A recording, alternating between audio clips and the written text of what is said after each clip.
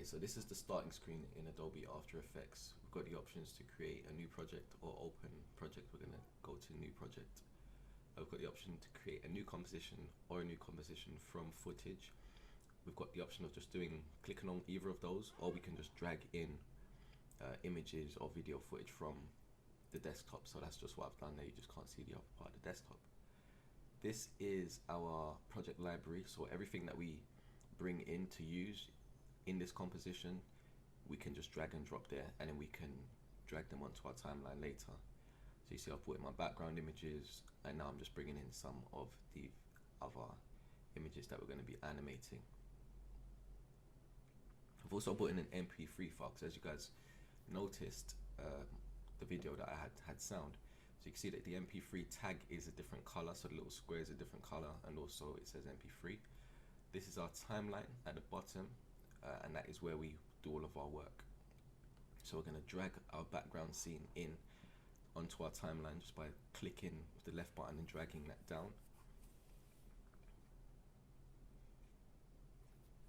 So as you guys can see, that long purple line, purpley blue line, that is the duration that element is going to play for. So because that's the background, that's going to be playing for the majority of the clip. Clicking on these three lines allow us to adjust the composition settings. So as we can see here, we've got some options. We're going to go to duration, which is how long it lasts for, and we're going to adjust that accordingly. So now you guys will see later in the video I go in and change this again, but literally this is just dependent on what type of clip you're going to be creating. The one that you guys are going to be making is going to probably be anywhere between like 5 and 10 seconds, so it doesn't have to be extremely long. Everything else you'll leave pretty much as it is,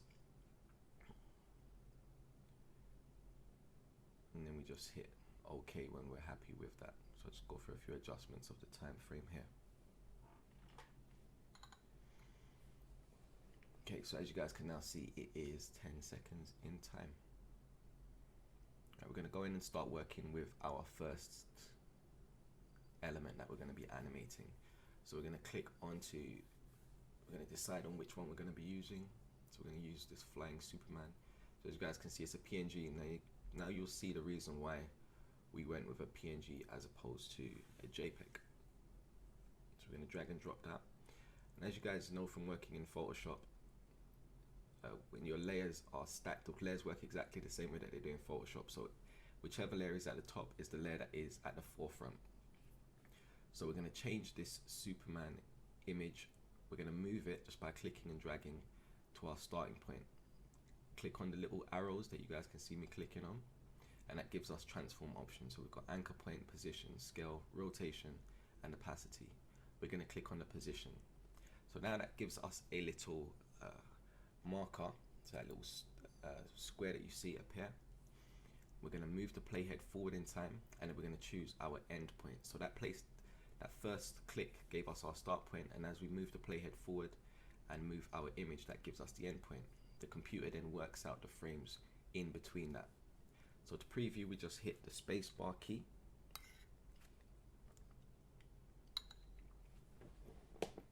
Now by moving this little waypoint closer to the first start point, and that speeds up the process, because that is, remember, that's your timeline. So the closer together they are, the quicker the thing happens.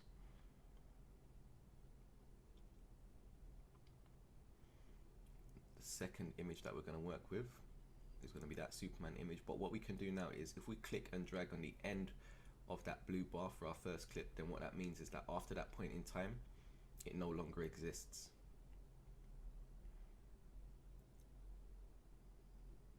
If you double click on an image by accident and you see it pop up like that, all you need to do is hit close and then go back to our main composition. All that means is that you're editing that by itself, and we don't really want to do that, so not at this point anyway. So we're going to select our second image, which is going to be this Superman here. We're going to drag that and just drop it onto our timeline, onto our screen. So as you guys can see, it could drop onto the timeline. On the screen itself, we're going to decide on a position. We're going to start, so remember with the previous clip we ended it at a point. This time we're going to start it from this point in time. So now it doesn't exist before that point. See, so when you go before that, it disappears. We're going to click onto our transform options again, as we did previously. This time we're going to go with a different transform option, which is scale. So scale, as you guys know, is the size of something. We're going to bring that right the way down to 0 or 1. Move the playhead forward in time. We're then going to increase that scale by again clicking and dragging to the right. I'm going to make it really big.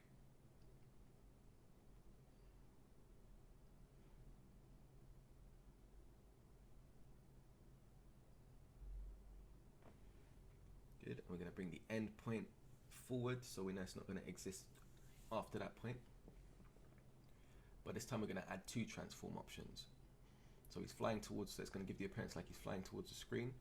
But this time we want to change the position of him also. So our starting position is there right now. Let's get rid of that actually. Let's change his start position to no, actually leave that. I'm being indecisive, guys, don't worry about it. Yeah, we're going to change his start position to that bottom corner. There we go. So it's like he's going to fly up from the corner. Cool, and then we're going to click on the position to give us our first waypoint. We're going to then move to show where we want him to end, or the position that we want him to end in. And let's get that Superman emblem right roughly in the center. As you guys can see, it's not the best quality image, forgive me, I did steal it off the internet.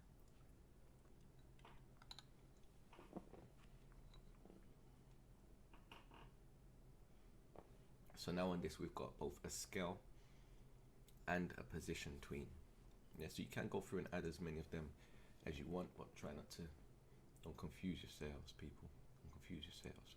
So now we've got one Superman fly across there, but he's so quick, he got all the way around the building and managed to fly towards us like a split second after. Cool. Brilliant. So those are the transform options that we have used in that one. So now let's bring in the logo itself. So we're going to bring in the logo, we're going to drag and drop that. This time we're going to drop it onto the timeline rather than onto the screen itself. That's a massive Superman logo, so we're going to change the scale of that. It goes transform. You could also hit the S key as a shortcut. We're going to change the size so it's roughly the same as what we see at the end of the previous PNG. We're going to bring the end point of that forward. And we don't always have to do that. This time we're going to mess with the opacity. So if we click on the stopwatch, bring that down to 0. So as you guys know from Photoshop, the opacity is how transparent something is.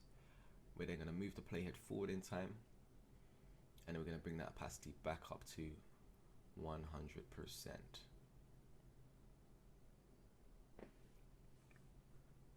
Good. So now that's going to fade in as he flies past.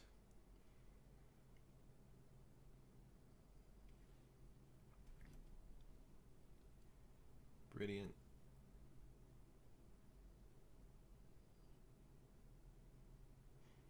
And that little anchor point that we could see. If we wanted to do animation and we wanted it to rotate, then we'd worry about moving that anchor point, but we don't have to worry about that for this particular clip.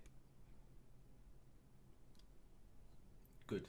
Now if you guys were to bring in an MP3 file, as you guys may do, because you may want to add some sound, then it works exactly the same way as the rest of the things that we brought in. The only difference is that it doesn't matter where on the layer stack that goes, because it won't affect anything visually.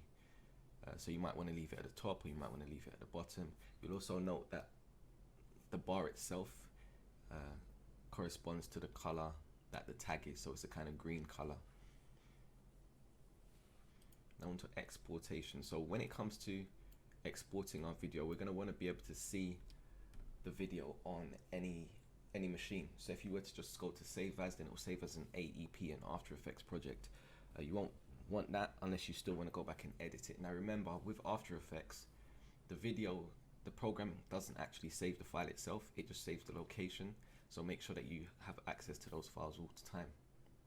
So to export, we go to File, scroll down to Export, go to Add to Adobe Media Encoder, Q. That will then fire up a new program, which is Adobe Media Encoder. to wait for a second for that to start up. Once in that, we'll see our clip pop up on the Q menu. Your settings are usually set automatically to H.264 YouTube 1080p. Might want to select the area that you want that saved to just by clicking on the name.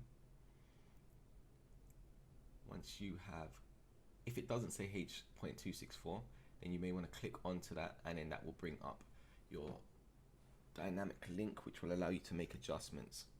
That screen will look similar to this, where it says about export settings, and that's where you can change the format to H.264 and change the presets to YouTube 1080p. Click on the little start queue with the little green play arrow. That will then export your video to wherever you've saved it to.